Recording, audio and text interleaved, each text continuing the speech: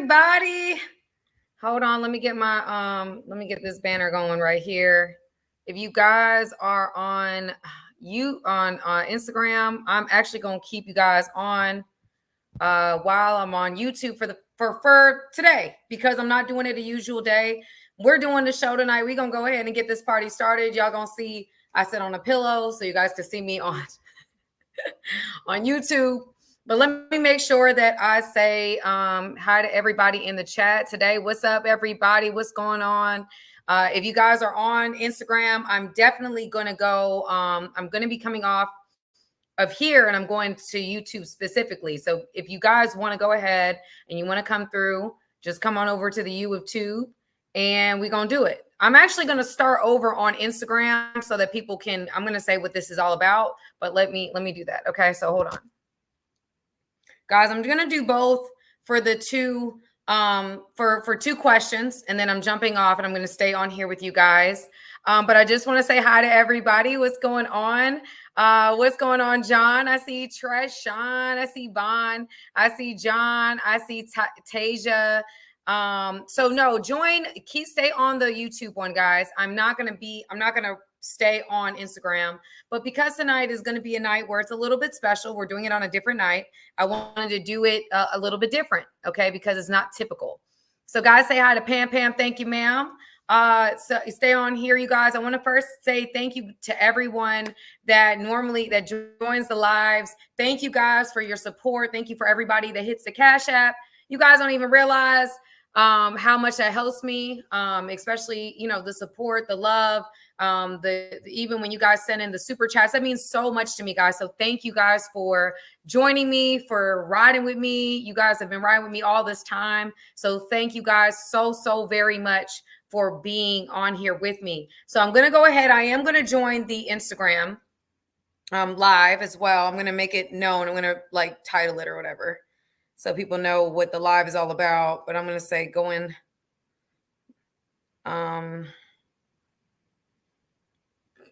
So let me do YouTube.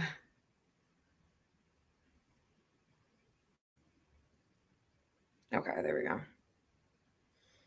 All right. And then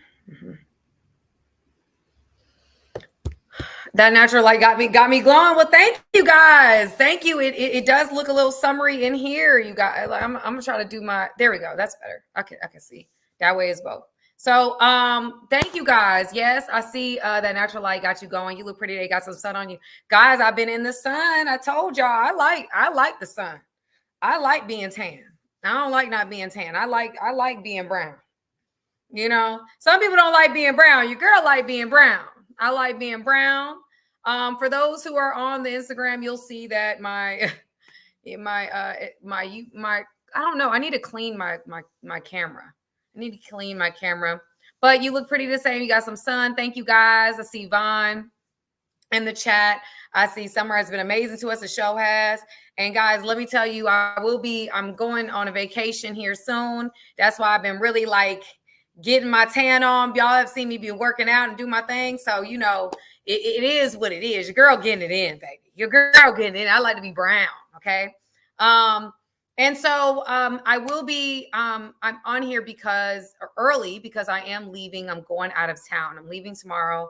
And so I definitely felt like if I had some time before, between packing, I wanted to get on here and spend that time with you guys. So I thank you guys for jumping on with me. Thank you, Massive. I appreciate that. Thank you. So I'm excited about that. I'm going to be excited. I'm not going with a dude, y'all. I'm going with Power Up.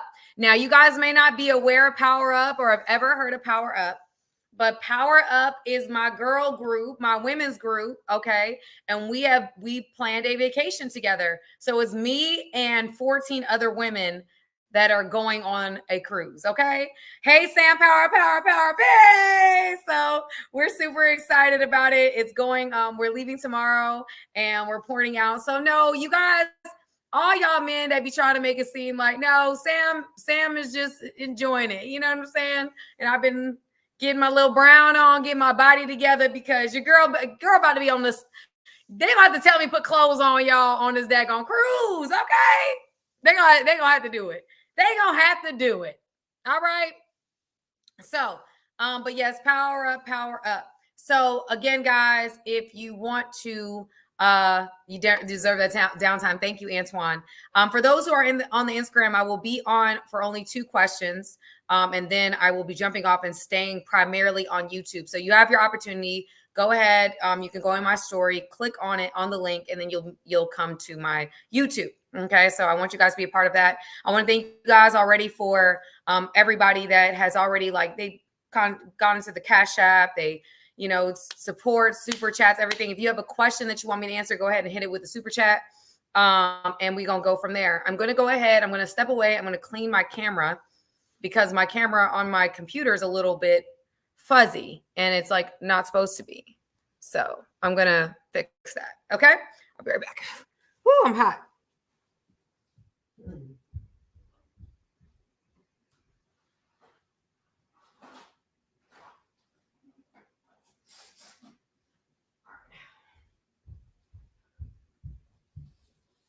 Y'all asking why I sit on a pillow is because I'm 5'4",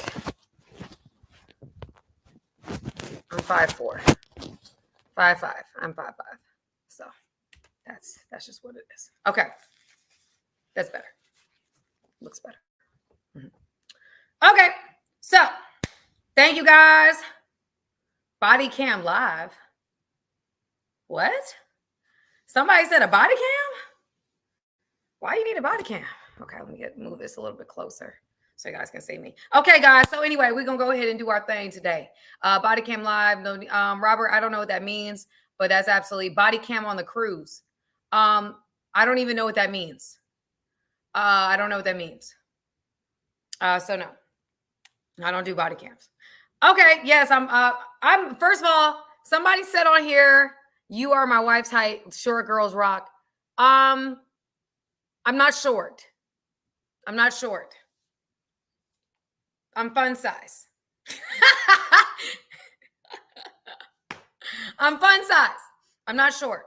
Okay, guys, we're going to go ahead. Like I said, we're going to go ahead and answer the question for tonight. If you guys have any additional questions you would like for me to answer, go ahead and either hit the super chat or, hit the Cash App, whatever that may be, and ask that question. If I happen to see the question, I will answer it. If it's something that hits my spirit, y'all know how I move. I normally will just answer the question if it just hits my attention. Okay. So let's get it going.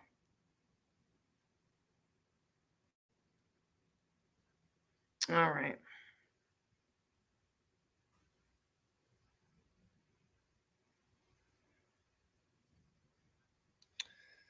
All right. So I'm going to go with the question that I have seen here the most. I don't know what my IG is doing, so we're going to let that do what it does. I'm going to go ahead and, okay. So I'm not going to say names. I'm definitely just going to be giving information that is identifying information. Okay. So let's get into it. This is a young man. He found out that his girlfriend and him have been together for 2 years. 6 months into their relationship, they had to stop using protection. Mm-hmm. They had to stop using protection due to an allergy. His girlfriend, due to an allergy, my girlfriend had to all types of basically she couldn't use any protection because she had an allergy to all of them. Non-latex, lambskin, all of that. So we decided that my girlfriend was going on BC on birth control was the best option. My girlfriend and I have been living together in student accommodation for the last 8 months as it was cheaper to get one room. We are both on the same uni course, so we thought it would work out for the best. Fast forward to a couple of days ago when I was sorting out my room. We were getting new side tables, so I was clearing everything out of the side tables, and he came across the birth control pills. And apparently, as soon as my girlfriend got back, he found the birth control pills and found out that she was not taking the birth control, right? Was not taking the birth control. He asked her about it. She broke down in tears and told me that she's sorry, and she should have told me what she wanted and told me about her feelings lately. Turns out she stopped taking the pills because she wants to get pregnant. She wants a baby now. And she said the reason she didn't tell me was because she knew I would have said no. I don't know what to do. I have no idea if she's pregnant or not. And she's not speaking to me about it. We've been having unprotected, sex for the last 2-ish months. What's the chance of her being pregnant? I need advice on this. Okay, guys, so this is what we have so far. We have a young man who has been messing with his girlfriend. He's living with his girlfriend on campus. He just finds out that after all the allergies that she has to all these different types of protection, that she need to be on birth control. Well, she got on birth control. And when he found out when he was moving things around that she hasn't been taking birth control for the last 2 months. And she did not talk to him about it. When he confronts her about not taking birth control, she tells him, oh, I want a baby. It just hit me. I want a baby. And if I told you that I wanted a baby, you would have said no. So I went ahead and just stopped taking birth control without your consent because I didn't want you to tell me no. You don't know if she's pregnant and you've been sleeping with her unprotected. So guys, there's a lot. This is a lot. I think it's very important now with pregnancy, you guys. We all have to understand getting pregnant is not that easy. Okay. I want people to understand that it's not a 1, 2, 3, whatever. There's you got to do it during a certain time period. Sometimes aberrations, you can get pregnant during the off season, which I'll call non-ovulating. But the best time to get a woman or sleep with a woman to get pregnant is during her ovulation. If you guys don't know. Okay. So there is a chance that she's not pregnant. Okay, there is a chance that she's not pregnant. However, you need to make sure that she isn't pregnant. That is your duty. So that means taking a test.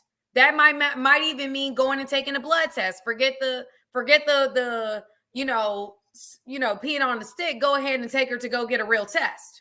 Go get a real test. Go get a blood test. Make sure she's not pregnant. All right. Now, when she doesn't, I don't believe she's pregnant. Something in my spirit don't make me feel like she's pregnant. Something in my spirit don't make me feel like she's pregnant, but you do need to make sure that she's pregnant. This is underhanded on all levels. I'm going to pray that she's not pregnant. I'm going to pray that you can walk away from this. But when you find out the answers, you need to walk away from the situation if it isn't a pregnancy. Because this woman decided that she's not going to just play with she's playing with your future, talking about she's going to mess with some birth control pills because she knew you didn't want one. How irresponsible of that. Little girl, you living in a daggone university room because y'all can't afford a daggone apartment and you gonna get pregnant and bring a child into a university. How ridiculous are you? Y'all can't even afford to be in any other type of housing because of y'all financial situation. And now you're going to bring this young man into it who you knew didn't want a child, and you decided you was going to lie, you was going to manipulate to go get what you wanted to get from the situation? Oh, no, family. Oh, no. Honestly, once you find out what this, now that is, if she is pregnant, she's having your child, that is your responsibility. And I'm sorry that this is how it came about, right? I'm sorry. This is part of the risk we take sleeping with somebody. Honestly, you really don't know who is what and whether they're telling you the truth and whether or not they're going to be honest with you. You have no idea. Okay. So this is part of the risk. You sleep with somebody, even under the best conditions, taking birth control, having protection, somebody can get pregnant. Is it less likelihood? Yes, but there's a risk in everything that we do, and you have to make calculated risk in life. So this is part of the risk that you take, sleeping with somebody. Unfortunately, she decided she was going to do, and so then you have to have a conversation with her about how you move forward. In my opinion, if you find out that she is not pregnant, this is do not pass go, do not collect $200.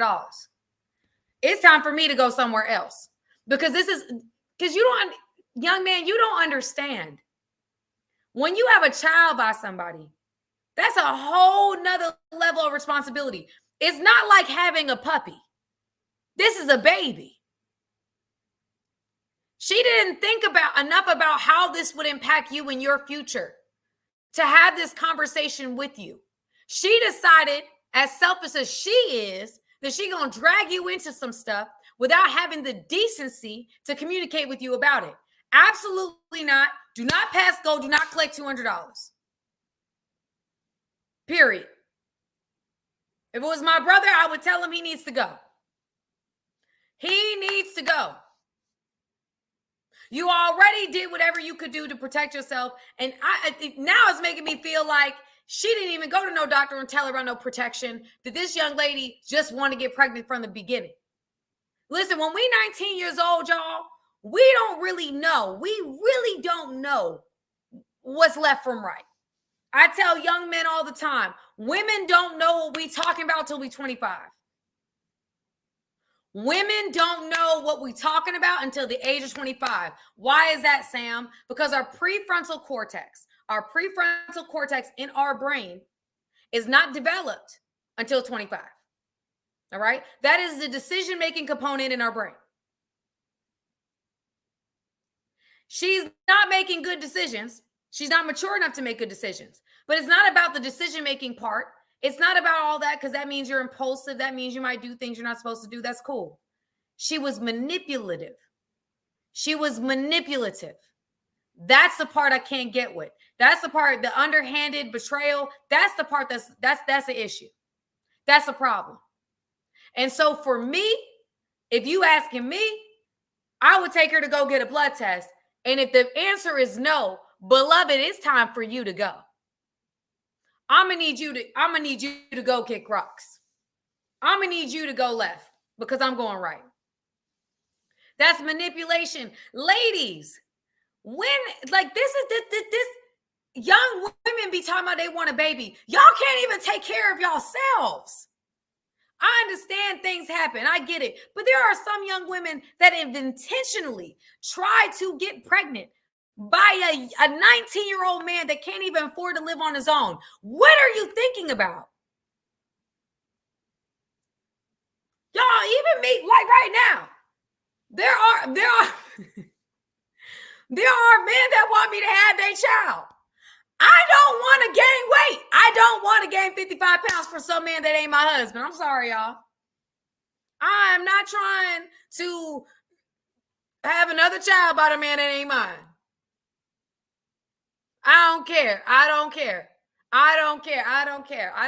what you say. I don't care what money you trying to. No, I want to, if I'm going to gain 55 pounds or 50 pounds and I'm going to have to snap back, I'm going to snap in back for my man. He got to be my man. You can't pay me to have nobody baby. I'm sorry, y'all. It just is what it is. It is what it is.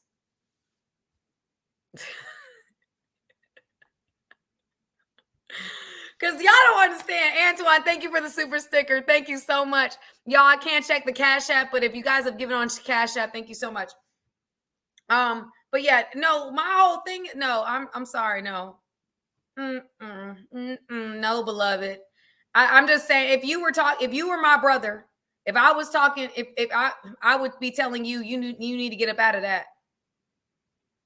If she ain't pregnant, it's time to go, baby. It's going to be heartbreaking. It's going to be sad. But when you see somebody betray you, you see some underhanded, sneaky stuff like that, you've got to pay attention when people show you their signs. People will show you who they are. It's up to you to see it. A lot of people say, oh, I'm afraid to be manipulated, this, that, and the third. Listen, y'all, the reality of the situation is people can't hide themselves that long. They just can't. They can't act like not themselves for too long. Eventually, who they are is going to show up. And it's up to you to pay attention. The problem is that we get so caught up and hung up on the vision that we've created of this person that we do not see them clearly for who they actually are. We don't want to see them in that way. We because we care about them, we love them, we're attracted to them, whatever that may be. You're not paying attention to the signs that you need to pay attention to. When someone does an underhanded, manipulative act like that, you've got to pay attention to that. You've got to pay attention to that. Because she's messing with your livelihood. She's messing with your future. And that's a no-go. I don't care how much you like her. I don't care how much you love her. I don't care how bad she is. I don't care what it is. When somebody, I've had young men tell me, oh, but she's a baddie. I don't care if she a waddie. I don't care if she a waddie, a baddie, a saddie, a daddy. I don't care what she is. The reality of it for me is that when somebody shows you who they are, you got to believe them. And that is some premeditated betrayal, in my opinion. That's some premeditated betrayal. I would not be painting that any other color but red. You understand me? Any other color but red. Next question. Let's go. Next question. Whew. Lord, that almost set me on fire, y'all. Here we go. My husband only wants to spend time with me when he wants to have sex. What should I do? Me and my husband have been married for 3 years, and he's a gamer. Has come between us in the past where it almost separated us. The last year or so, my husband is on his games from about, it seems like 11. What was that? Hold on, 4. Seemed like about 9 p.m. at night. They did it in military hours. 9 p.m. at night to 3 o'clock in the morning. And only comes in to see me for sex. And when sex is over, he then comes back to his computer. I've mentioned this and he responds, you don't ask me to spend time with you, even though on the times that I do, he falls asleep instantly. So we spend no quality time together. I put our young kids to bed while he games. What should I do to make him realize that it's making me reconsider our whole relationship? Whew. That's a really interesting question. So for everybody that's just tuning in, you have a woman who's married. Her husband is into gaming. And what has happened is that her husband has become kind of addicted to gaming, to where he only sleeps with her or has sex with her and he goes back to the computer. And she's basically taking care of the kids, doing everything, and he's basically in a relationship with his computer. And she's wondering what to do about this specific situation because it's ruining their whole relationship. All right, guys, this is what I would say. This is what I would say because this is your husband. So we're not going to act like it's your boyfriend. This is your husband, the father of your kids. So I will never just say leave, lock it up, go somewhere else. I would say that you fight as hard as you can for as long as you can, right? And so in this particular situation, I would have a coming to Jesus talk with him. I really would. I would put all my cards on the table. I've always said that if you're having this conversation, make sure you look good. Make sure you look good. I mean, I want you to look as good as you've ever looked. I want your body to be looking. I want your body to be bodying. Why is that important? Because I think it's always important. All right. And I would have an honest conversation with him about what this is. You can make him dinner, make him his favorite food. You know, if he likes steak, make him steak. If he likes salmon, make him salmon. Just give him the everything he likes. You know, just have that situation going for him, right? and make sure the kids are with your parents or with their parents. And I would have a heart to heart real talk with him. And I would tell him exactly where you are with it. I think a lot of times we try to hold punches and not tell people the truth because we feel like it's going to hurt them or it's going to hurt the relationship. And I'll be honest with you, not telling the truth is hurting the relationship. You not being honest and staying true to who you are is hurting the relationship. So I think it's very important for you to create a safe space for him to be able to understand where he's at. The reality about computers, social media, gambling, alcohol, sex in and of itself, all of that stuff is addicting. All of that stuff increases dopamine. When you win a game, it's a dopamine hit. When you gamble, it's a dopamine hit. There's drugs, dopamine. It messes with your neurotransmitter. So it's very possible for someone to be addicted to a game. Okay? That's what I need you to understand. Is addicted to a game. And so with that being said, when you're like, men are achievers, men are conquerors. That's what I believe. And so when they're trying to achieve, it's addicting to achieve. It's addicting to conquer. It's addicting to win. And so when you're in a game where you feel like you are like winning, you want to win again, you want to win again, you want to win again, that's an addiction. It becomes an addiction. And if you don't manage that well, you can't compromise the relationships in your life. It's very, very possible. It's neurotransmitters, y'all. It's brain science. Okay. And so with that being said, he could have a real addiction to this game. That's very possible. So I would say that and I believe this, I think most men obviously want their marriages. And I think most men would fight for their marriages, even if it made them uncomfortable, right? Some men won't fight. That's a whole nother conversation. But most men will fight for their marriages, right? And so in my opinion, I think that you got to break it down to them. Break it down to them. Let them know what it is and see if he can, because there is help for people that are addicted to anything. There is help. So I would love for you to really have an honest conversation with him. Put all your cards out on the table. And before you even do that, before you even put out a course of action or have this conversation, see if there is help in your area. Look into resources. Look into different addiction resources for gaming, there's for corn, there's resources for all of these things. So just, look into these resources.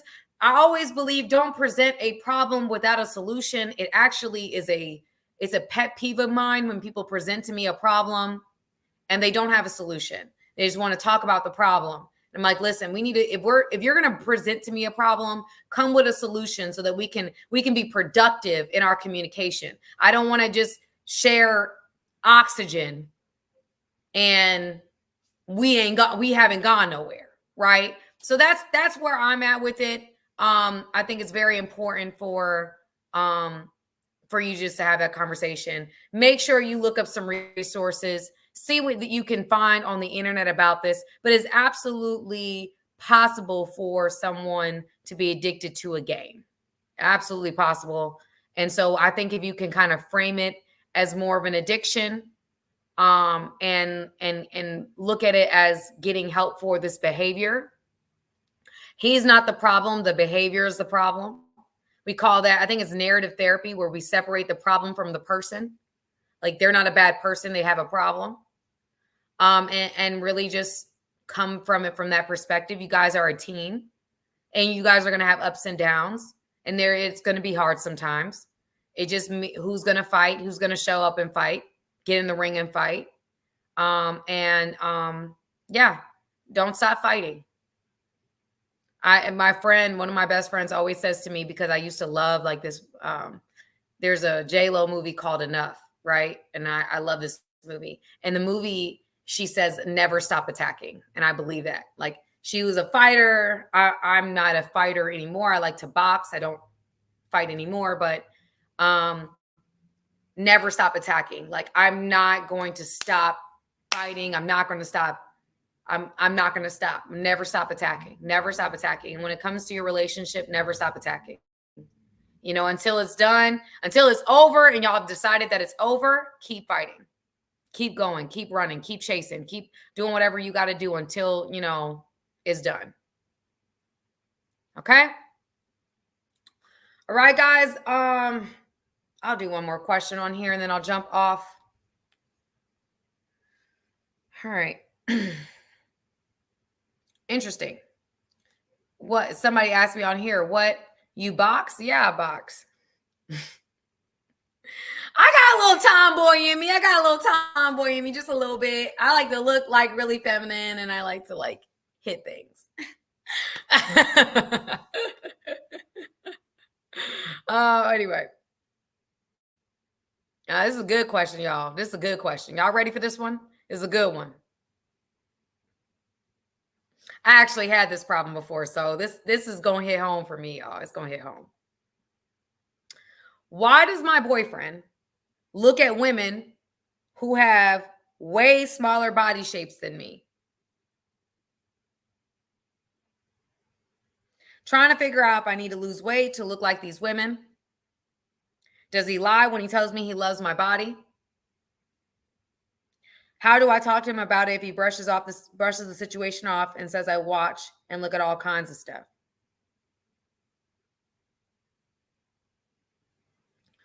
All right, guys, I want you guys to answer this for me. That's why I stayed on the gram for this one. Thank you, Nikolai. Thank you, Nikolai. Woo! Thank you. Guys, if it's breaking up on IG, I'm going to come on over to YouTube. I'm actually going to jump off of the IG. Come on over to YouTube. We having a good time over here. Let's get into it. So just come on over to YouTube, okay? Love Samantha Lee. And we gonna rock this thing out. We gonna rock this thing out on the U of Tube. So I will see you guys soon, okay? Come on over to YouTube. Love Samantha Lee on YouTube, okay? Love you guys. Bye-bye.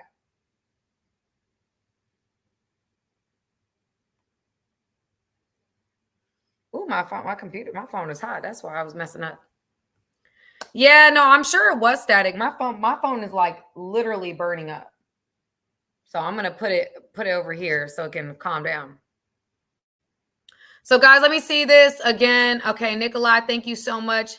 Somebody asked me how the Celtics are doing. I told you the Celtics was gonna win. I said Celtics in 6, but I told y'all I wish you guys would listen to your girl now. Brick City, baby. They love the New Jersey in me. Okay. Yeah, we did it in 5. They did do it in 5. Yep. Will you get married again? I will. I'm somebody's wife. Somebody fine wife.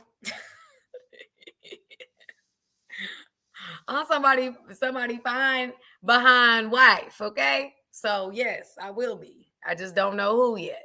We'll find out. We'll find out, Lord. We will find out. Robert E says it's normal. We don't care about the other chick. We just looking. I disagree with that, Robert. I disagree. I disagree. I think that when you look at something more and more, men are visual. They fall in love with what they see. Women fall in love with what they hear. I think you can look at somebody over and over again and create feelings for them. I do believe that. I believe that you have to guard your eye gates and your ear gates for a reason. I think you can look at something long enough and create an affinity for it. I know that there are people that even on my profile that have watched me for years, and they feel like they have a real connection to me. They really have a real affinity for me because of what they see. They see me all the time. I'm posting constantly, or I post every single day, or excuse me, I post 6 days a week on Instagram, 5 days a week on my other platforms. And, that can be there's an affinity that we can't act like it's nothing.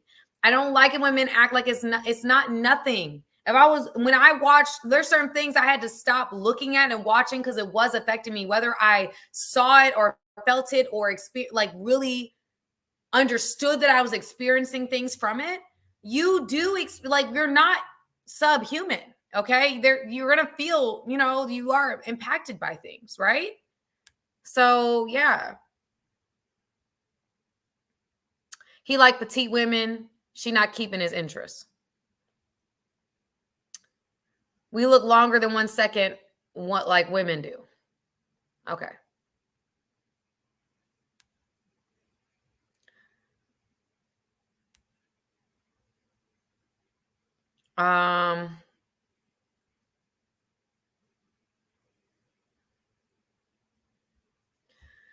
So Steven says that he would tell him, while he's busy looking at other women, there are 2 men looking at his girl. Appreciate what you have, brother.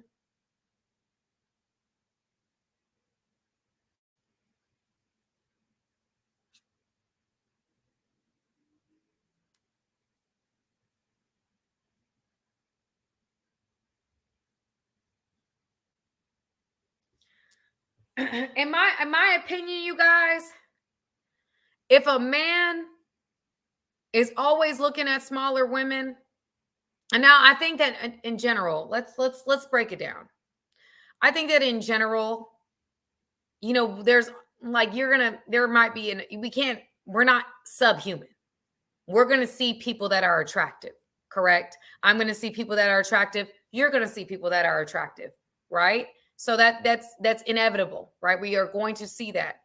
That doesn't necessarily mean that just because he is attracted to smaller women, he ain't attracted to bigger women, right? Because we know that men can love them a small woman and love them a big woman, right? The men are not just 1, 2, 3, right? We can't just simplify it to that. I do think that him kind of being defensive about it, like, oh, well, you watch all kind of stuff. I think that's a little bit, to me, is a little off-putting because it's downplaying or dismissing how you feel about it. I've actually been in that situation before, if I'm being very honest with you. I've been in a situation where I was with somebody that was watching people that they did not look like me. If I'm being frank, it was women that had BBLs, women that had that were thicker than me, as far as that's concerned, or they had surgeries and and I really felt like maybe I need to go get the surgery for him to see me as more attractive, if I'm being honest with you.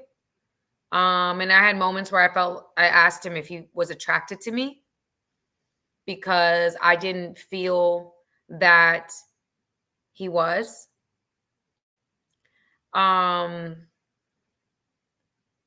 Yeah. And I kind of afterwards the relationship ended. And it was, like I said, it was a kind of a constant thing, where kind of a constant battle. And he would always kind of be like, oh, you're my type, you're what I like, blah, blah, blah. But it was always like looking at women that didn't look like me. And I promise you guys, I looked at surgeries. I really did. I looked at surgeries. I didn't get the surgery. He advocated for me not to get the surgery. And that was that. But I really did feel very insecure because what this person was watching wasn't me. It wasn't me. And so I was like, wow, that hurt, right? But it was like, okay, cool. And so at some point, the relationship ends and he ends up being in a relationship with the women that he was watching while he was in the relationship.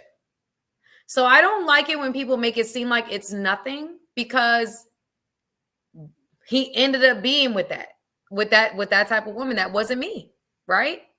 That doesn't look anything like me. So it can't be nothing. It can't be nothing.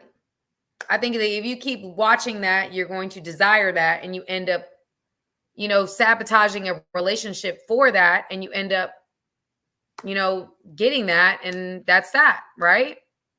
So I say that to say, it affects people. It affects you when you're with somebody and they end up, looking at something else and thinking that something else is better. That does hurt, and I can understand where that comes from. We were not made for each other. That is very clear. We were not made for each other, and I think God obviously separated the relationship. And I think that in the end he probably regretted that, but I think that sometimes we don't appreciate what we have because we're so focused on what we don't have, and then the person that you're with feels unappreciated because of the actions that are taken, or feeling taken for granted or not seen. And then you end up making moves that sabotages the relationship because of what you're looking at. So I don't like it when people make it seem like, oh, it's nothing. No, it is something, because men start looking at people, they end up being with, that's what they end up being with. And at that point, of course that hurt, but it was like, you know what? That's actually what works better for you. It actually makes more sense than me anyway, right? It ended up working for my good, but did it hurt in the moment? Absolutely. And there's people that will look at me and oh, you this, that. No, you don't know. You really don't know what people have walked through or what they've experienced. But yeah, it made me, when you watching women who have obviously had surgery, you start saying, maybe I need to get a surgery. Maybe I need to change my body, so I'm grateful that I didn't, right? I'm grateful that I didn't, but it is what it is, right? So I'm just speaking from my side of the fence. I don't think that it's nothing, and I don't like that he's defensive about it. But I don't know what you can do about it. Like you can't stop him from, because that's like I can talk about the problem, but like I said before, I'm really big about bringing about a solution. I don't know what you can do about his attraction. He your man now. That's your husband now. So at this point, if you weren't his type before, you have become his type, right? And so in this situation, it may just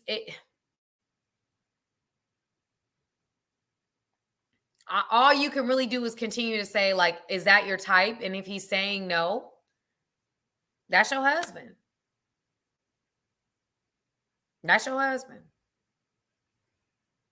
You got to take him for his word until he moves out, until he does something, or he's, being disrespectful about it. If he's like watching, other girls on corn that look a certain way while you're around and it's making you feel uncomfortable, or he starts having communication with women that are inappropriate, that look more like who you thought was his type, or when that stuff starts to happen, that's when you have a real problem. Right now, you have a hypothetical problem, and you have him looking at women that are smaller, but that doesn't necessarily mean that that's his type. That doesn't mean that it's necessarily his type. It just means he might just think she's an attractive girl, right? And we can't avoid men from seeing women. They gonna see women, right? You have to be secure enough with you to say, listen, what I bring to the table is what I bring to the table. And you can swim the 7 seas if you want to, but you ain't gonna find another me. You can do you if you want. Compromise it if you want, but you're not gonna find me again. I promise you that. And that's the kind of confidence you must have, or have to kind of get into, because what you bring to the table and what you bring to him may be unique to you, that only you can bring. So don't beat yourself up because you maybe not look like some of the women that you see online or whatever. You really have to get sold on you. Until he does something that compromises your relationship, you really don't have anything to go off on besides him seeing a beautiful woman and looking at her. You really don't have, if he's not doing anything inappropriate, then it is what it is, but you can't really do anything about it. You can't worry yourself about it. If he's saying he loves your body, then you got to believe it. At some point, it sounds like you have an insecurity about your size, because he's telling you he loves your body. He's telling you he's sold on you. You have to at some point believe him. And if there's a part of you that doesn't believe him, that's maybe the part of you that doesn't believe that you're good enough. That may be the part of you that's insecure about your own size. And so if that's the case, then do something about it.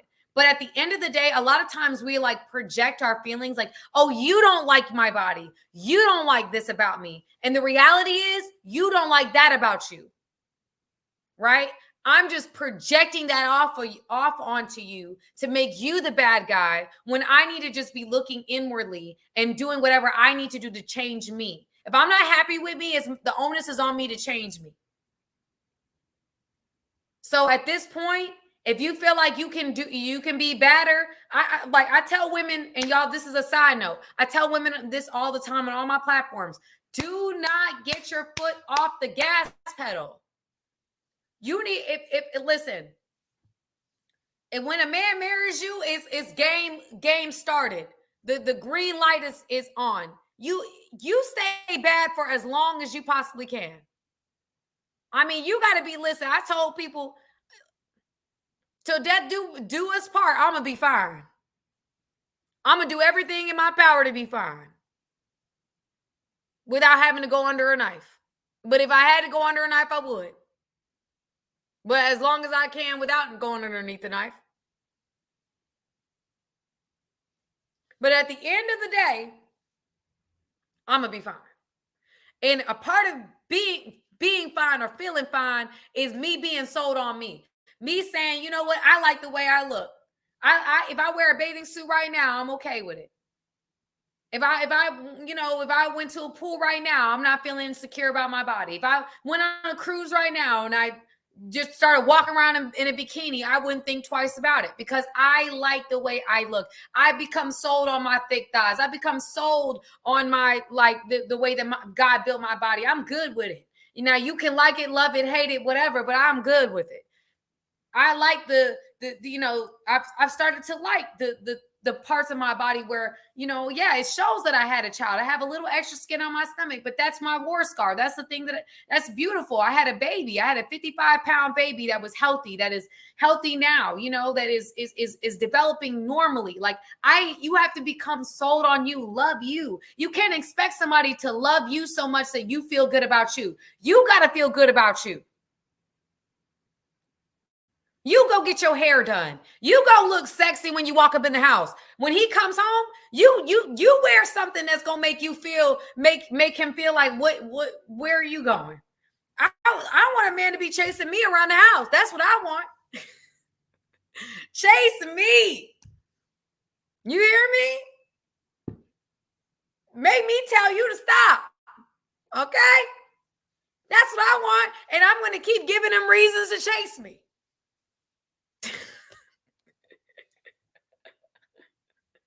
I'm telling you, listen. Yes, I gained 55 pounds, Justin. 55 pounds with my little mama. Raya. I got pregnant. I gained 55 pounds. And you know what I would tell you? I'm thankful that no one made me feel bad because I gained 55 pounds. My ex-spouse was very supportive and knew that I was going to bounce back because he knew my spirit. He knew that I was disciplined. He knew I was in the gym all the way up until I gave birth. I was going to stay fine. He knew. I was going to drop that weight. He knew. And in 5 months after I gave birth, my stomach was flat again. I was not playing with nobody. I'm just saying, y'all, we have to be, it's not even about like that or this or whatever. No, the baby was not 55 pounds. I gained 55 pounds.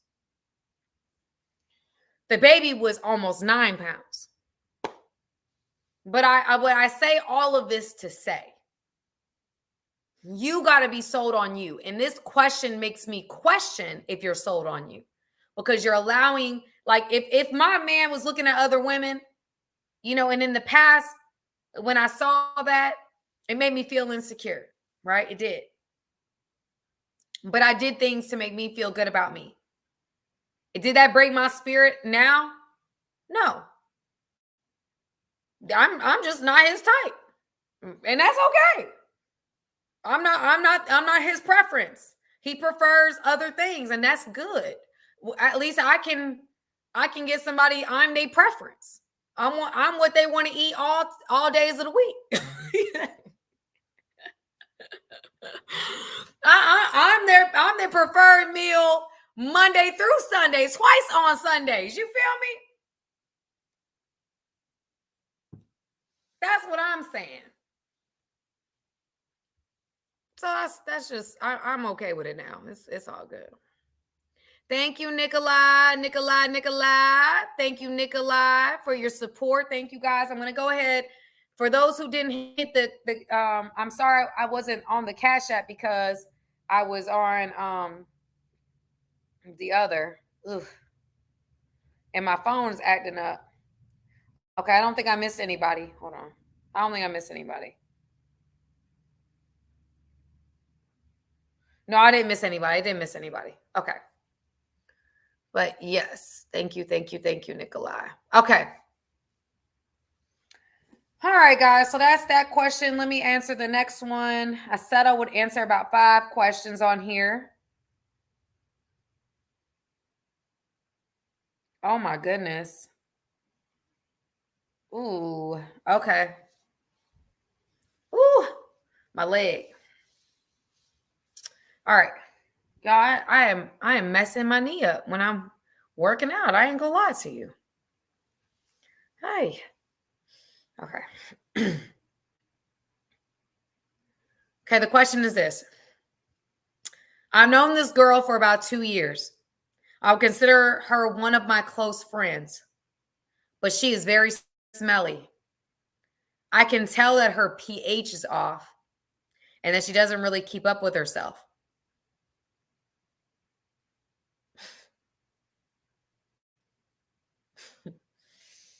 Okay.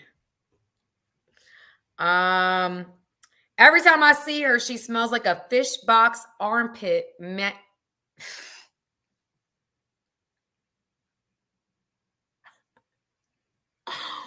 Okay. A fish box armpit masked with perfume. I love her so much. As a friend, I put up with it because I feel like it wasn't that much of an issue for me. But now that I'm a bit closer, I feel like I need to tell her something.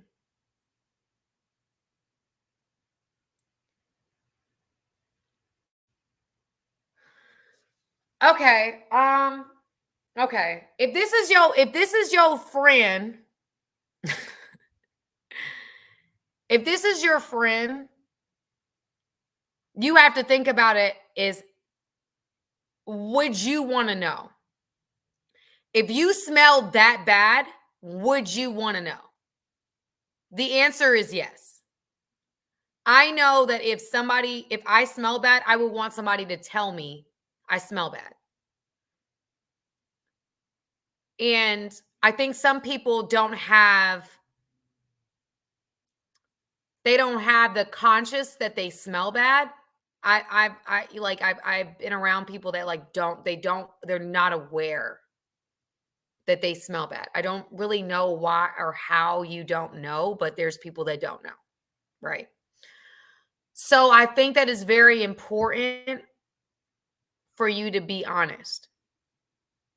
And in the right place, in the right time, right? So that means like maybe taking her aside, maybe having a conversation with her. Maybe, I wouldn't be something I would tell in front of, people. It would be something I pull to the side and be like, hey sis, look, and I don't know if this is a male or female writing me about this.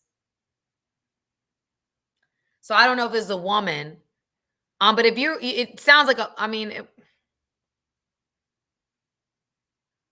it sounds like it's a woman that's wrote me this. So to me, it would be a conversation as a woman, like, listen, sis, I think you have a little bit of a smell. And I'm not trying to be mean or anything like that. I think you're a dope. I think you're super dope and I love you. But it's a smell that you have And I don't know how to say this to you in any kind of way, because I'm not trying to hurt you. I just genuinely want you to be your best self, to be your best self. And there's a smell that you have that's blocking you from being your best self. So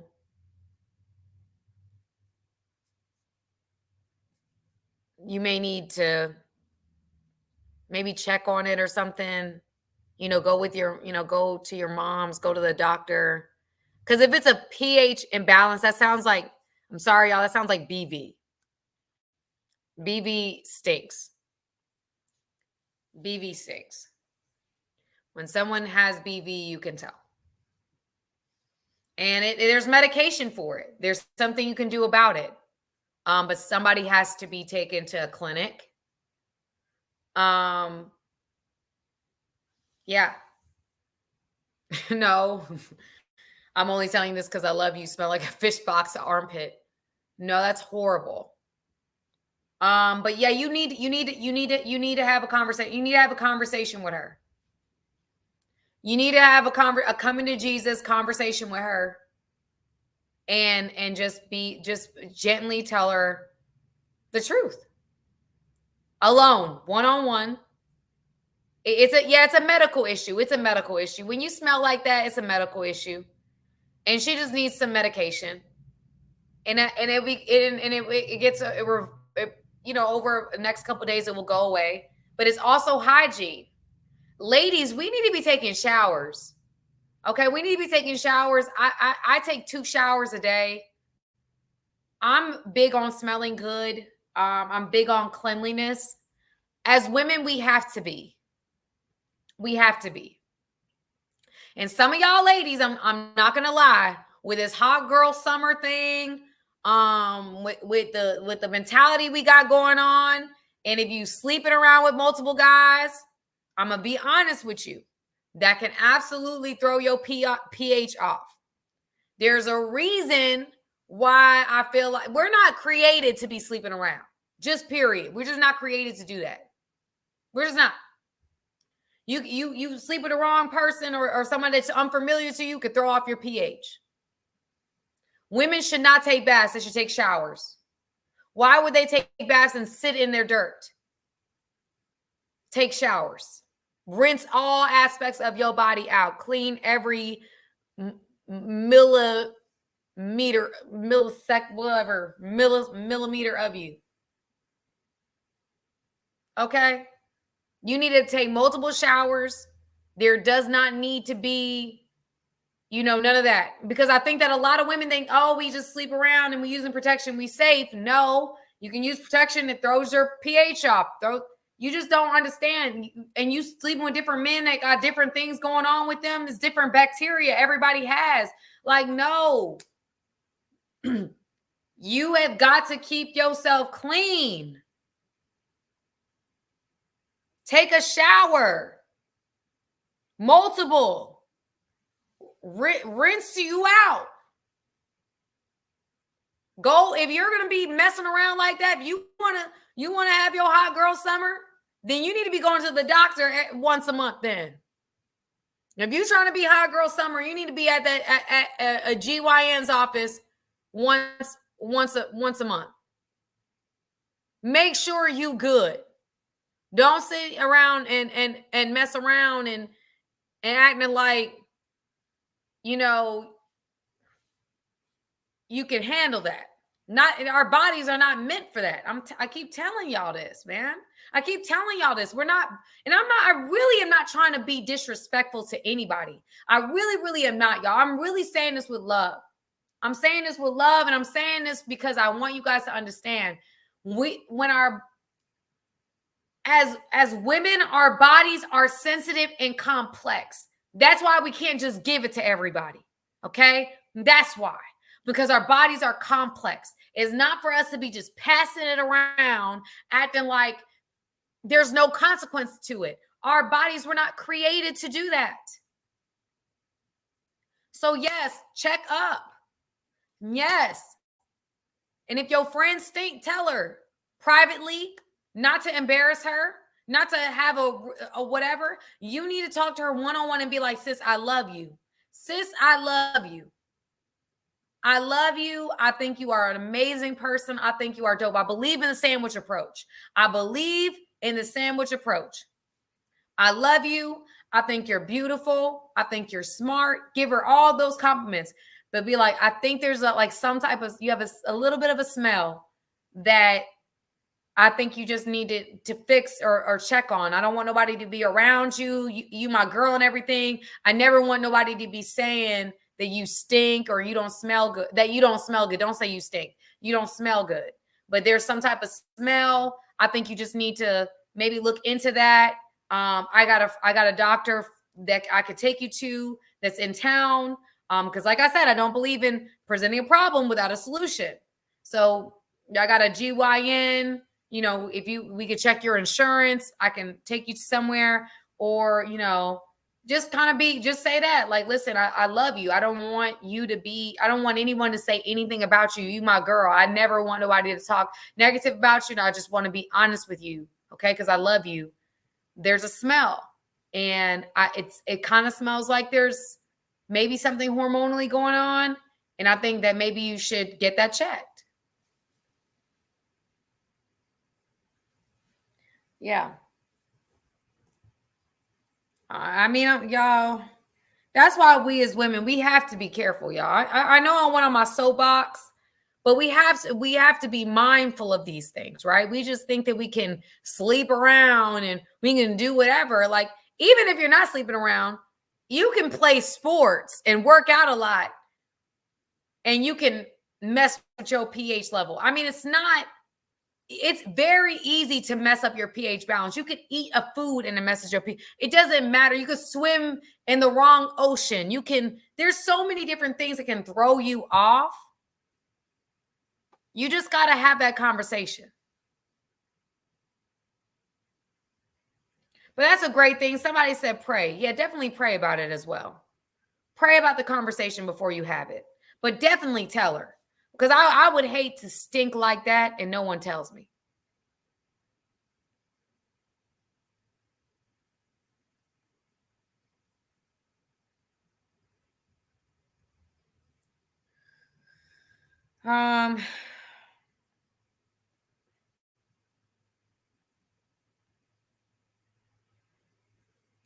All right, so this is another question. I'm gonna answer two more questions, you guys.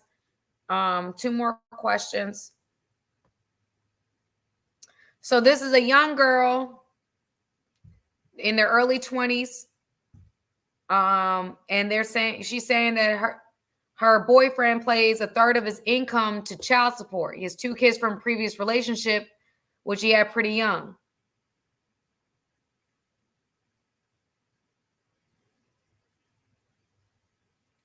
And he makes less than her because of the child support.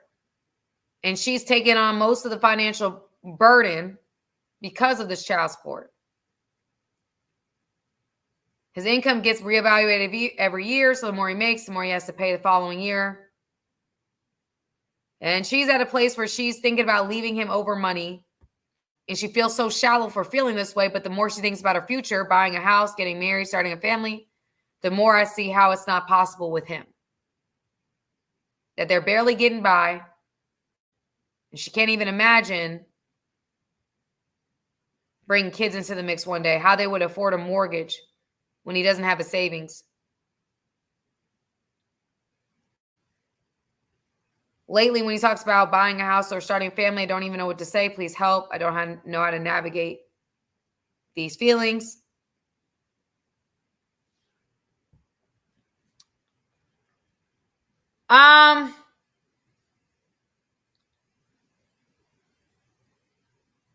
Somebody said, do you love him?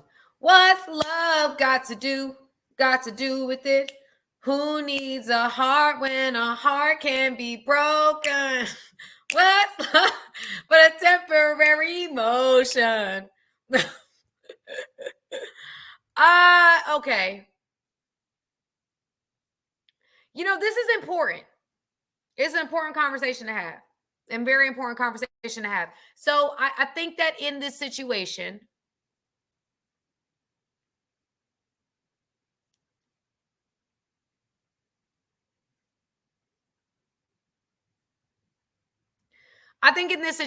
in my opinion, this is just my opinion.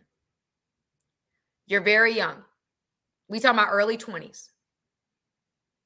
Early 20s.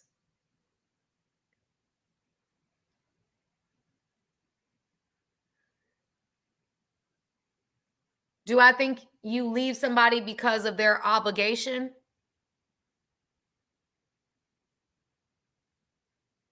No. However, I say this with everything. I say this with everything, family. I say this even with me, right? People have the right to make a decision about dating me or being in a relationship with me because I have a child. I have a child. That child is a part of me. That weight, whether we like to acknowledge it or not, can be heavy for certain people, right? Some people are like, I don't care that you have a child. Some people do, and they're entitled. They're entitled to have that. They're entitled to feel that way.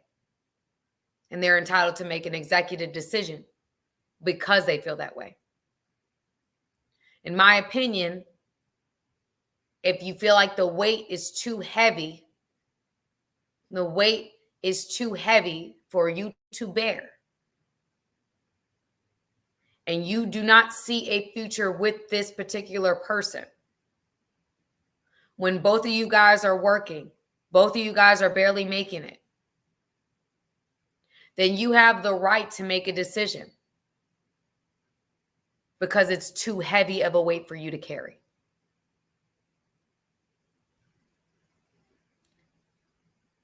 I can speak about my life. There's more of a financial burden that on me that I make every month, because of my daughter. There's a certain level I have to work. There's certain things I have to do to make ends meet. It's a burden. You can look at it. Someone can look at it as a burden. Somebody's like, that's lightweight. That don't mean nothing to me. Right. There's different men that will look at it differently. Right. However, it's my baby. That's my baby. And for some people, it's too much for them. And instead of trying to talk people into things that is not for them, let them go. Instead of trying to make it make sense for them, trying to rationalize it for them, let them go. So in my opinion, if that's a weight that's too heavy for you to carry, let's be real, y'all. What's the number one reason why marriages fall apart? Finances. Number one reason for marriages falling apart is finances.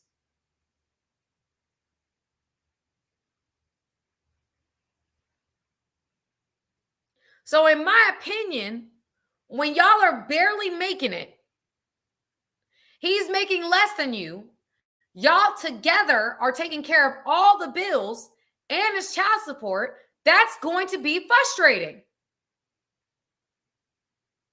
And you're in your early 20s. What do y'all expect from a girl in her early 20s? She's younger than him, carrying the weight of his kids. Some of y'all in the chat need to like, for real, love. Okay. But if she's in her early 20s and he's older than her and she's carrying the weight of his children and they are not married, she is not engaged,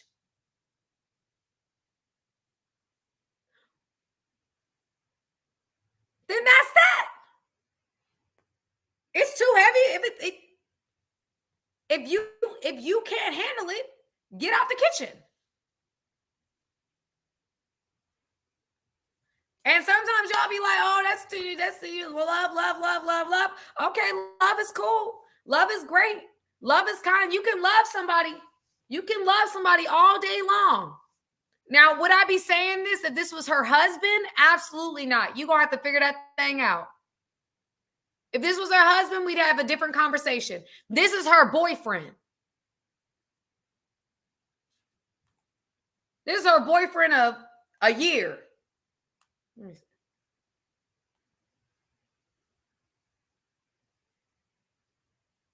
But yeah, a year. Come on, y'all tripping.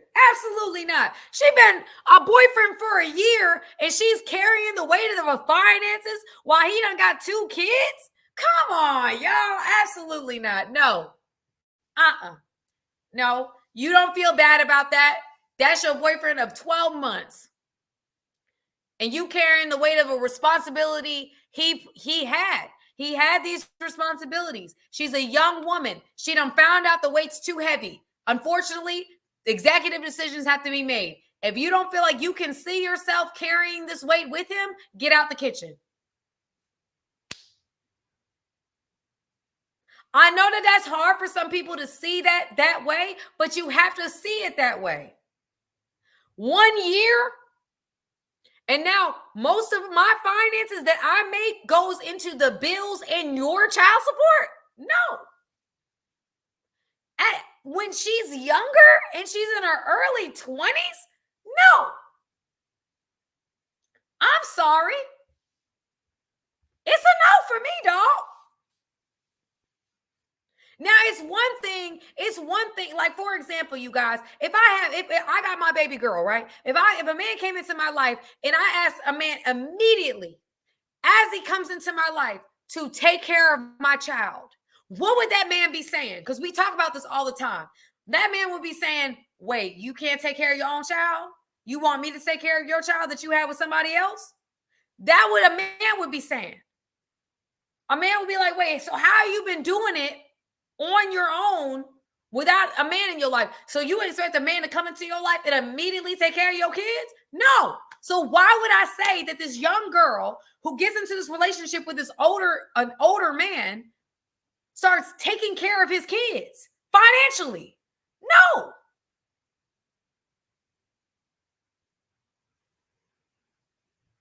He's not financially stable. He got with a young woman who was. And now that she's feeling the weight of his child support that she's paying because he can't afford it, or he can't afford the bills, he can't afford the bills. Now she's doing the math. She's starting to make decisions. She has her prefrontal cortex is prefrontal cortexing early. She's like, wait, mortgage, house, how are we going to do it? How are we going to do it? How are we going to do it? She's thinking about it and she's critically thinking about it. I'm not mad at her. Sometimes you got to make executive decisions. And unfortunately, if it's too heavy for you, sometimes you got to go. You talk about, finances. I hate to leave a man for finances. Well, the reality is relationships break up all the time over finances, unfortunately. But if a man is not able to care for if he's in that type of situation where he cannot financially take care of 2 kids that he created, then his priority is to figure out how to take care of them kids. Not for you to find a woman to help you live your life while you have these 2 kids that you're barely able to make it on the other side of that. It is not somebody's responsibility to walk into my life and take care of my baby girl for me. It's not. They didn't have that baby with me. It is my responsibility. She is my baby that I had with another man. That is not no man's responsibility. Now, a man can come into my life and be like, we decided to come together and we're becoming as one. Then yes, we start blending those things together. But a man that just comes into my life after a year is not financially responsible for my daughter. Now, he can help me if he wants to help me. We're like, hey, here's an extra whatever because you my woman and I know you be working, whatever. He could do whatever if that's what he decides to do. But that is not his responsibility. So I would, on my side, I look at it that way. On the reverse, it's the same thing. If you have 2 kids, a young woman shouldn't have to come into your relationship and feel the financial burden of your 2 kids. That is not her responsibility. Just like it's not a man's responsibility to take care of mine.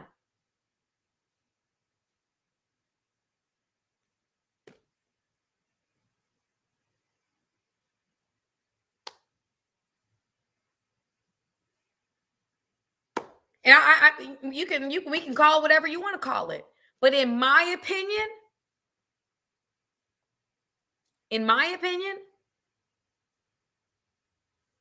that's data that you're collecting. When we're dating, it's data collection. If a man met me today, y'all, and a man said to me, or I said to a man, hey, I can't afford my rent. Can you run me my rent today? Can you run me $100 for my hair? I can't afford it. Can you run me? I don't have no groceries this week. Can you run me like $200? I would hope that you would look at me and be like, girl, what? You can't afford your life? You can't afford your situation?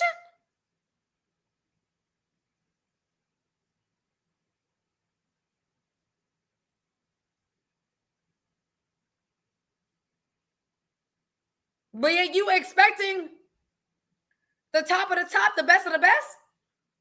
No. I would hope you would look at a woman like, wait, what? So how you pay rent last month? Did you go on another date with another guy and ask him to pay your rent too? How'd you pay rent the month before that? Did you go on another date and ask God, a man to help you with your rent too? Do you have some sugar daddy I don't know about? If you can't make your own ends meet, there's a problem. There's a thorn in the bush. So if it's me and I'm a woman and I'm talking about men, I'm talking about men that be coming in with everything. I'm not going to ask him for nothing. I got too much pride for that. I'm going to work. I'm going to make it happen. That's what I'm going to do. And if a man is meeting a younger woman and he has 2 kids from a young age, she shouldn't feel the financial pressure of the 2 kids after 1 year of dating. Come on now. No. Y'all hear me talk about the whole bill thing all day, y'all. Y'all hear me say, if a woman comes on a date and asks you to pay a bill for her, that's a red flag. Asking you for money off rip, red flag. I don't know if I was raised in a different generation. I don't know if I was raised with I had brothers. I was the only girl of 2 brothers. I don't know if that's why I am the way that I am. I got too much pride to be asking nobody for no money, period. I'm gonna figure out how to make it. I'll ask my friends that pray for God to give me an idea so I can start a business to make it. That's what I would do. I will pray to the Lord, and my God has absolutely provided for me. My God has provided for me in ways that I cannot imagine. I know that my God is a deliverer. He's a healer. He is awesome. And he has seen me through some hard times. But I listen, it's hard for me to ask nobody for help. I'm telling you. It's hard for me to ask nobody for help.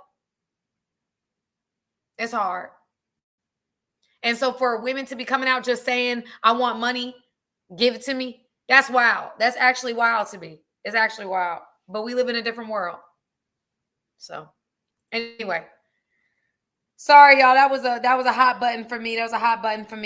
All right. Exactly, Stephen. That's what I be saying. The right man won't have to ask. The right man, you won't have to ask Sam. Discernment will move him to be present. I agree with that. Stephen. I think a man, and I think that's true. I think that's true.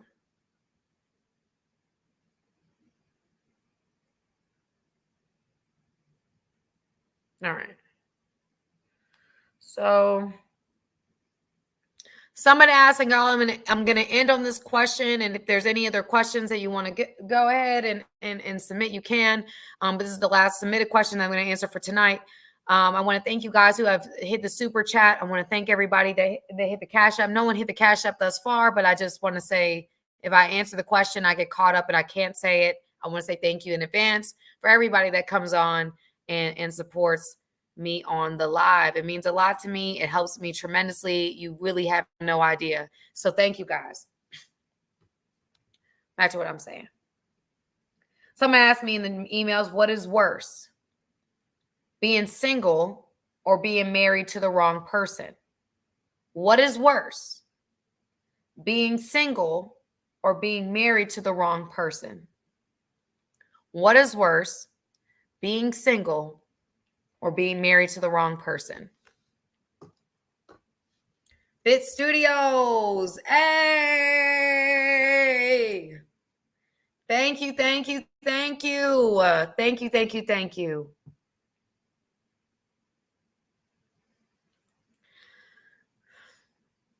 I'm seeing some answers in the chat, you guys. I'm seeing some answers in the chat. What is worse? Being single or being married to the wrong person? And I will say to you guys, being married to the wrong person for 800, Alex, is worse. Y'all, I actually just did a podcast that will be coming out on Friday, where I'm discussing singleness, and I have been open about my journey in singleness, and now like really just being open, to relationships, to things being for a relationship. I think in the past I was not, but now I am. And I'm very like, wanting it to be intentional, wanting to be intentional about my time and who and what and where, and I don't want to waste anyone's time, right? And I say all of that to say that there is times where it does get lonely. And I was talking with somebody I consider like a little brother to me. And we were talking about relationships, and he was just saying how, in his experience, women that are the baddest give it up the quickest. It seems like they have the least amount of standards and things of that nature. And I said, if that's all you have, if that's the only card in your deck, then you gonna throw that card out in order to lock some down. If that's your only arsenal, that's your only weapon, if that's your only move, then that's the move you're gonna make. If your only asset is external, you're going to lead with external. That's it. And I know that sounds crazy, but if that's the only thing I got, that's the only thing I can use.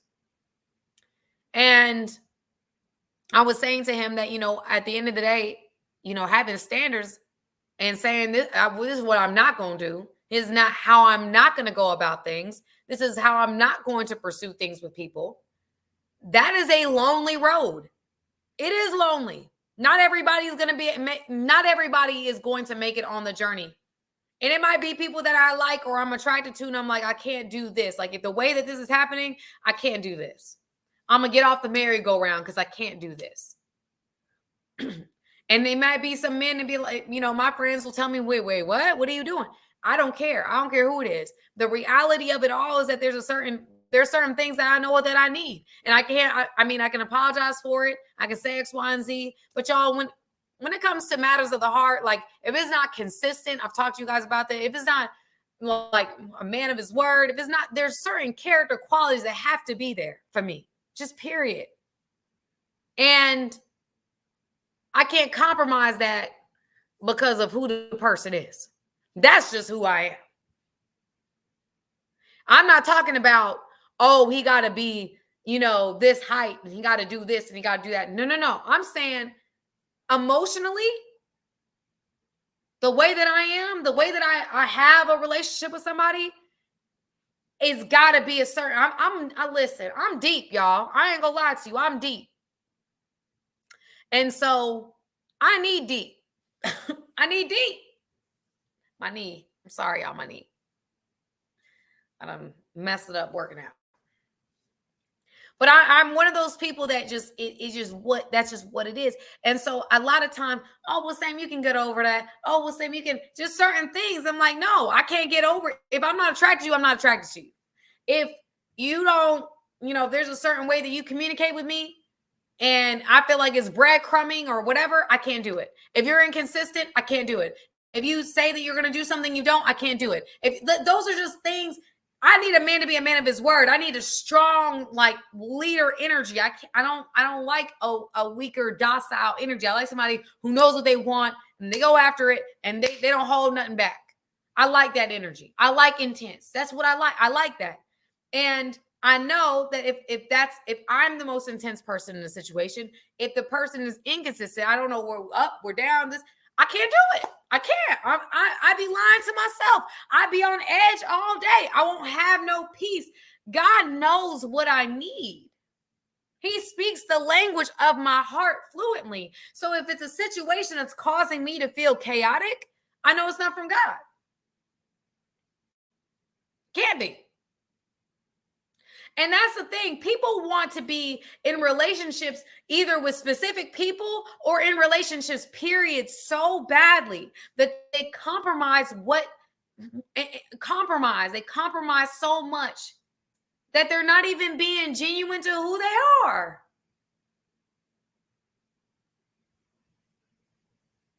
You're not even being real with you. You want a man so bad, you done broke all the rules because you just want a man that wants you. Or you want this type of man, so you don't care that he married as long as he got status. You don't care that he that he does this as long as he's with you. As long as he's doing this, as long as I got a man, as long as I got this. There's people that compromise to be in relationships that they're absolutely miserable in.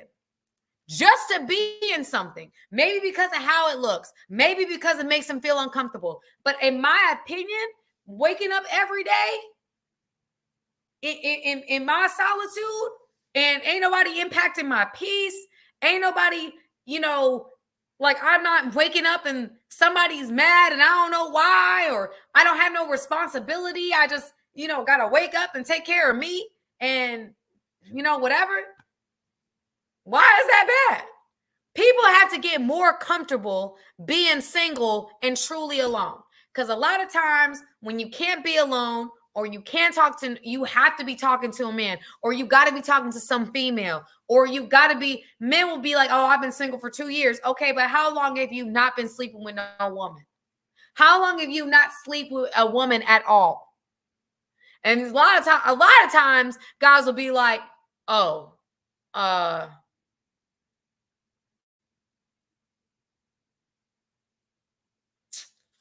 that's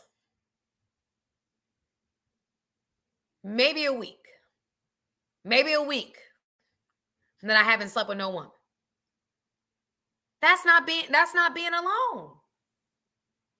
You exchanging spirits, I'm off rip.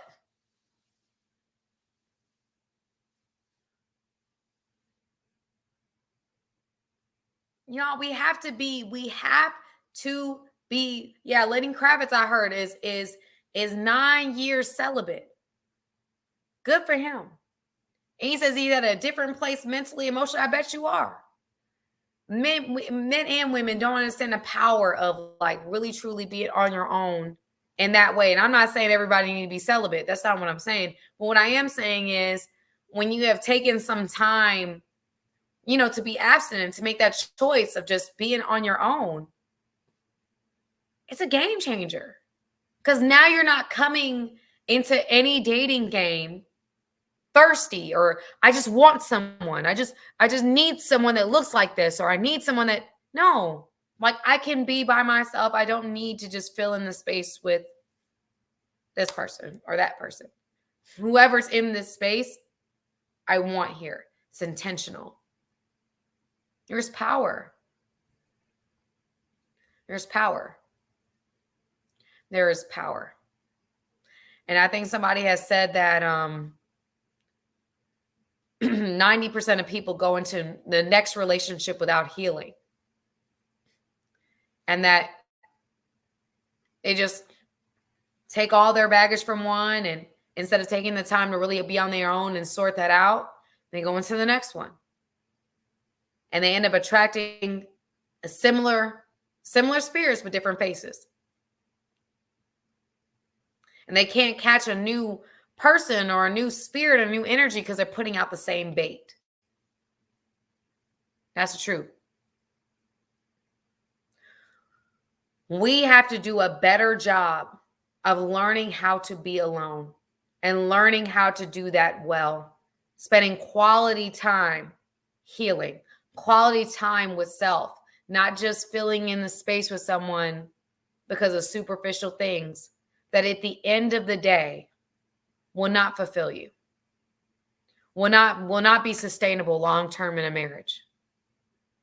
People willing to get married, willing to be with somebody for 5, 10 years that they know ain't their person, but just willing. Like, time is not of the essence. Like, our time is just, like we don't know how much time we have. We don't know how much time we have.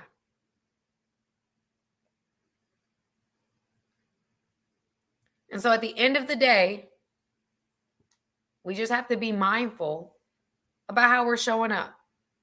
How can we handle being alone well? Being single is not a death sentence. It's not. I look at it like a cocoon, honestly. I look at it like a time where you're going from being a caterpillar to a butterfly. Like, I look at it as a time of transformation, a time of focus, a time of really getting locked in to purpose. And I think that God is locking anybody that's going through a single season into purpose. And there's going to be a time, a divine time, where you can get out of that cocoon and you can flap them wings again. And you're a beautiful butterfly. And you needed this time. I needed this time to become who God has created you to become. Your power, and this is what I'm gonna end with, because a lot of people are not comfortable being alone. They're uncomfortable walking away from situations that are beneath them. I'm gonna say that again, because you're not comfortable being alone. You're uncomfortable walking away from situations that are beneath them. And that will cause you to stay in situations much longer than you should. And if you don't deal with that, if you don't learn how to do that and do that well, you take away your power. Your power in teaching people how to treat you. Your power, your ultimate power in the ability to walk away when things no longer serve you.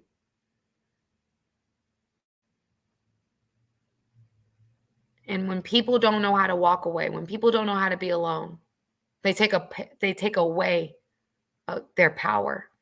And so if you are used to being alone, if you're used to and accustomed to being with God and in solitude, you have a power.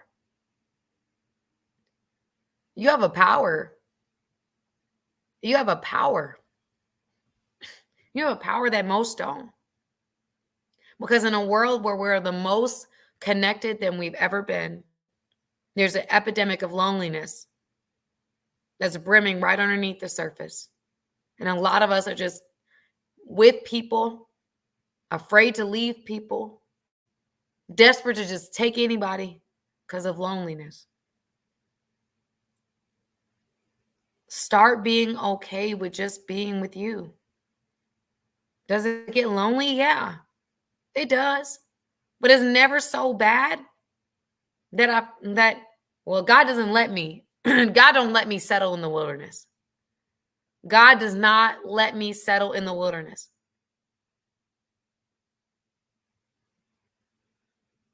The pastor said this one time. He said, God will let you live on whatever level you settle for. God will let you live on whatever level you settle for. So if you settle for less than, if you settle for the wilderness, you'll get the wilderness. But if you say, I'm not settling, if you're like Jacob, right? If you're like Jacob, and Jacob held on to his angel or attacker or whatever that may be. And he said, I'm not letting go until you bless me. I'm not letting go until you bless me. And he changed his name from Jacob to Israel. And he was the father of the 12 tribes of Israel.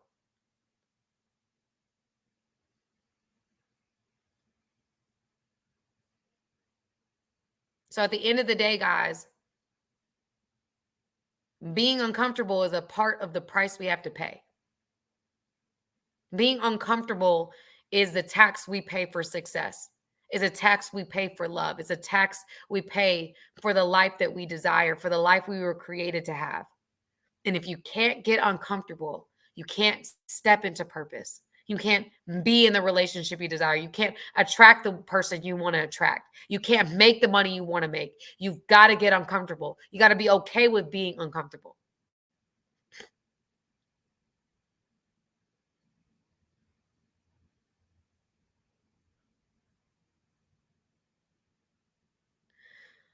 So I want to encourage you guys, if you guys are also in your butterfly season, I believe that we're coming out of our cocoons. I believe that it's time for us to start spreading our wings and flying. And I think that we're going to meet people that are a part of our journey. And I think that we just have to be able to be prepared for that. And we wallow in sadness. And if we're damaging ourselves, I'm reading some people in the chat, and you're saying, I've always been like this and this, that, and third. You have to speak in faith. A lot of us are speaking negative. We're putting curses on our own lives by what we say about ourselves. Affirm your life. Say, I haven't seen my best years. God is bringing me something greater than I've ever experienced before. He does exceedingly abundantly above all that we could ever ask, think, or imagine. Eyes haven't seen, ears haven't heard, minds can't even imagine all that God has planned for me. I'm speaking life over my future. I'm not going to keep speaking, oh, well, I've always been single, so I'm never going to find the person, so I'm always going to be alone. No, you're speaking a curse that I bind that in the name of Jesus. No. So when somebody asks me, do you want to get married again? I'm somebody's wife. I just don't know who my husband is. I'm built. I'm created. I'm built. I have been strategically built for a man. There's a man that's like, man, God built you for me. God built you. Every part of your external to your internal is everything I've ever wanted. There's a man saying that right now. I believe that. I believe there's a man watching me now. Or will watch this on the replay like, whoo, she was built for me, Lord. She don't even know it. She don't even know it. That's what I'm saying. You speak life over your life. You may not see it. You may not know it. But you know what? You know what Jesus says in the New Testament? And I'm be honest with you. In the New Testament, he says, he turns and he says to his people, because one of the disciples needed to see the scars. He needed to put his hands in the scars that Jesus had on him, where the nails went through his wrist. Right? That's what he said. I need to see. I think it was Matthew. Doubting Thomas is doubting Thomas. I need to put my hands. I need to see. I need to figure it out. And he said, you need to see it. But even more blessed is those who believed and didn't see. Blessed is those who believed and didn't see. So it wasn't about the fact that he saw, didn't see. He said, listen, no. I'm glad that you see it and you believe it now. But blessed is the person that believed and they didn't see. The person that walks in faith. The person that does the best that they can, but they know God is doing greater. The person that doesn't have the money in their account, but they know God's got them. The person who doesn't have the money to pay the bills, but they know that God has got them. They know that there's something that's going to happen. They know breakthroughs on the other side. The person that's not in the relationship, doesn't see a relationship coming, but believes that God is setting them their perfect person. Blessed is those who do not see, who don't have an option, but trust that God is going to do something that's going to blow their minds, that they can grab what the world gives, which is this little thing right here. But God's got this huge, big thing on behind their back. And if they just wait on the Lord, there's weight on him. Trust in him. Believe that he's got your best interest in mind. Believe that he makes no mistakes.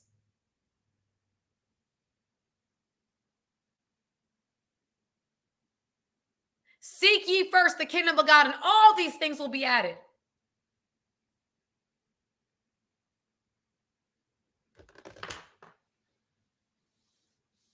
So for every person on here, breakthrough is coming.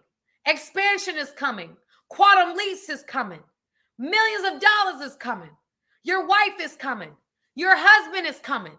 The person you never thought you would ever be in a room with, that you would never even have a conversation with, that's the person that's for you.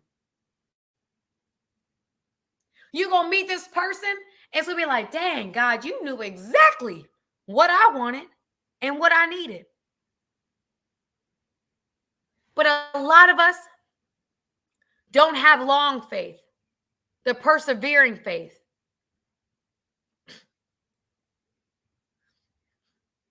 The faith that I can believe today, but even if I don't get it 6 months from now, even if I don't get it 2 years from now, God is still good. And I know it's coming. And I'm going to keep speaking life. I'm going to keep trusting him. I'm going to keep believing for more. I believe that breakthrough is coming. I'm going to keep speaking it, even though I don't see it right now. I know that God is good. I know he's going to set me free. I know that God's, even in my own financial situations, I may not be in the best place, but I say, listen, I know that God's got me. I know that he's going to increase. I know that there's greater that's coming. I know that there is. I know that I serve a God that's greater than, that I know that everything that I'm believing for, every vision that I've had is going to come to fruition because he's faithful and he's never let me down and he's never not seen me through.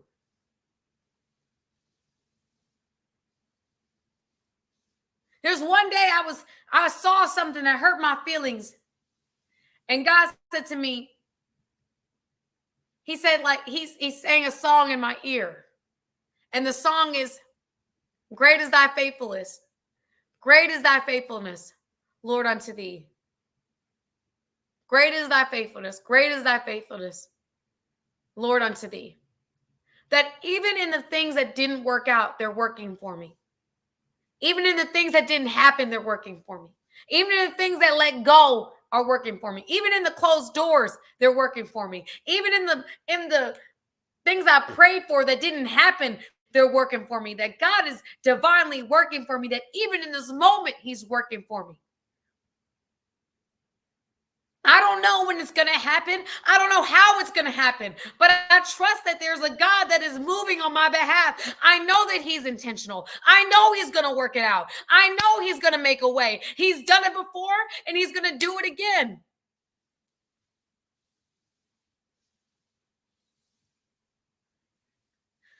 The Lord, listen, somebody said, what's your favorite Bible verse or Bible quote to keep you motivated? It says, the Lord is my shepherd. I lack nothing. He makes me lie down in green pastures. He leads me beside peaceful streams. He refreshes my soul. He guides me along all the right paths, bringing honor to his name. Even though I walk through the darkest of valleys, I will fear no evil, for he is with me. His rod and staff comfort and protect me. He prepares a feast for me in the presence of his enemy, in the presence of my enemies. He honors me by anointing my head with oil. My cup overflows with blessings. Surely your goodness and unfailing love will follow me all the days of my life, and I will dwell in the house of the Lord forever. Psalms 23.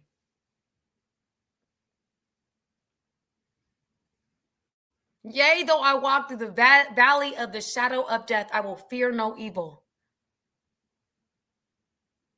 The Lord is my shepherd. I lack nothing. I lack nothing. I lack nothing. Nothing I lack. I lack nothing.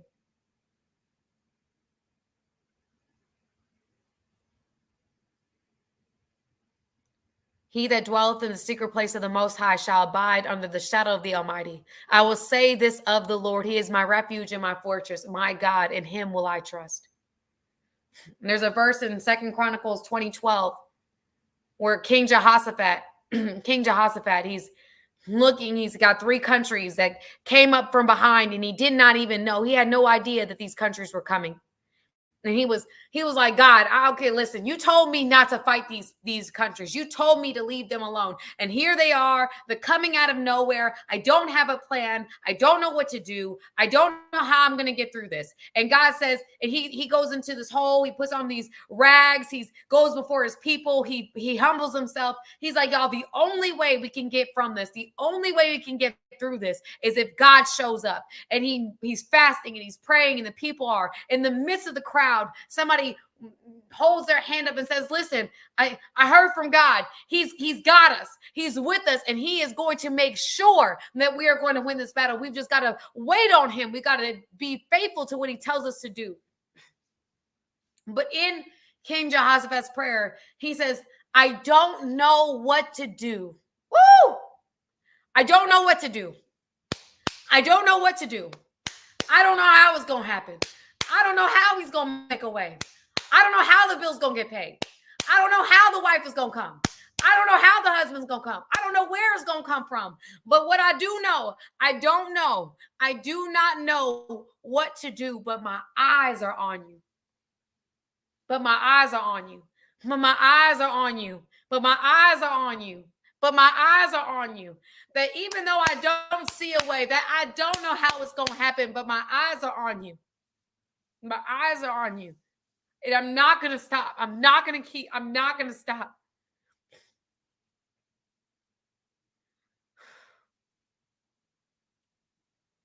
He's making a way in the wilderness. He's making a way in the wilderness.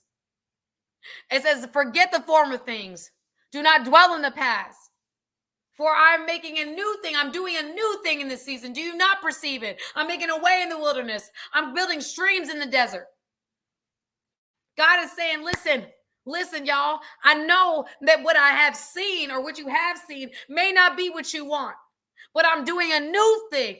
There's a breakthrough that's coming. You are coming out of this season.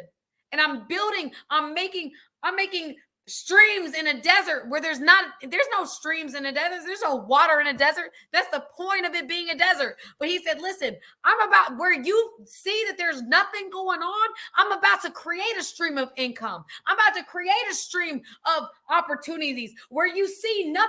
I'm about to create something. Don't be so stuck on what hasn't happened. Come on, God. And don't be so stuck on the person that hasn't come, that you settle for the desert.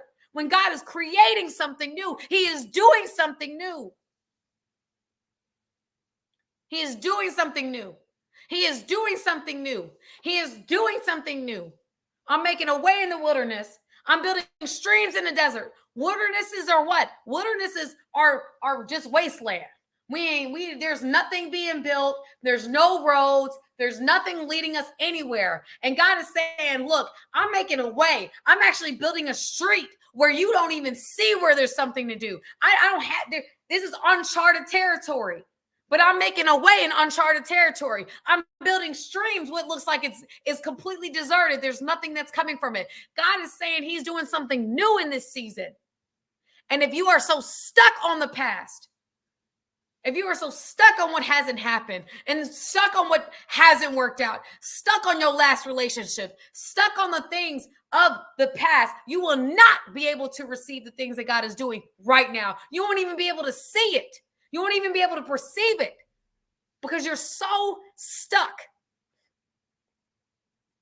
God is doing something new in this season. And a part of all of this is faith. The currency of the kingdom is faith. So I encourage every person on here to speak life over their circumstances. Speak life. Don't allow a season to become a sentence. I'm being prepared. Someone said on here, I've been single for this long. Listen, I've been single, but I'm somebody's wife. I'm going to meet my king. There's going to be quantum leaps in my business. There's going to be thousands upon thousands of people watching me on this YouTube stream. There's going to be multi-million-dollar businesses built from watching Game Changer Nation. There's going to be a shift in the atmosphere. God is going to use us to shift the atmosphere, to bring people closer together, to this divide. Just, I don't even know how to say it, but take away the divide.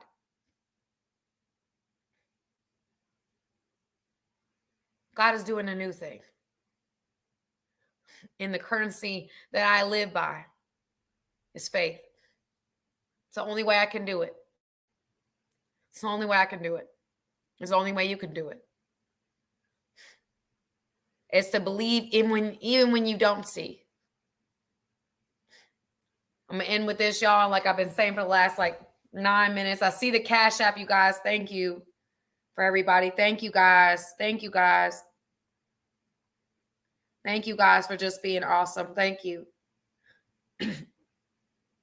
Thank you.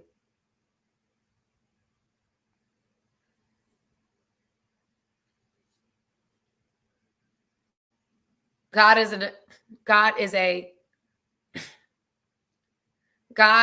a intentional God. An intentional God. And he does things intentionally. He does things intentionally. So if he's not doing anything, it's intentional. If he is doing anything, it's intentional. If something isn't happening the way you want it to happen, that's intentional. Trust him. The problem is that we try to take life into our own hands, and we're not the best drivers of our life. We don't know what's best for us, but God does.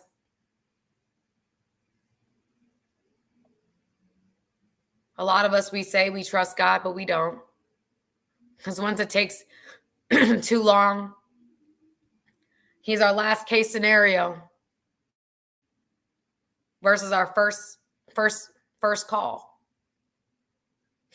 When we've done everything we do and there's nothing else we can do, then we default to God. And God's like, no, I want to be your first option. That if I'm not doing something, know that I'm doing something, you just don't see it. And if you see that I'm doing something, I want you to see that I'm doing something. Everything that I'm doing is intentional. If I'm making you wait, it's intentional. If it's not happening right now, it's intentional. If it's not doing what you wanted to do at this current time, that's intentional. Everything that I do is intentional. I'm an intentional God, and I do things intentionally.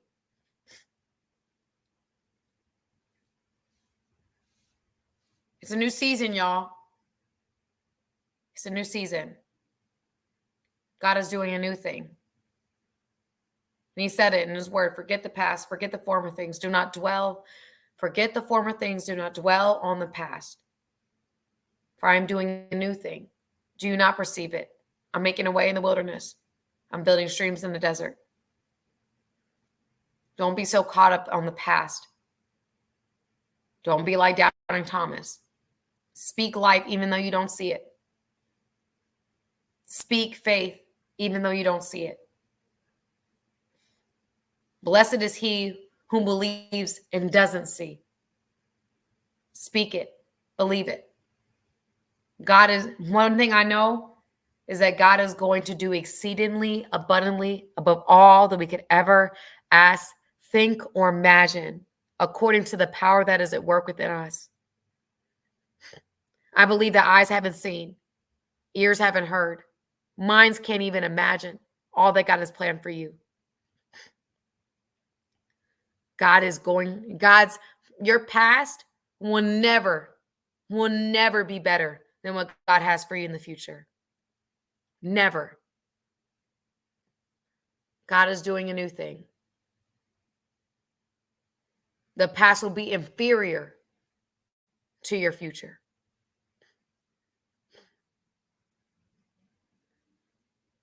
Unless you decide you're going to live in the past.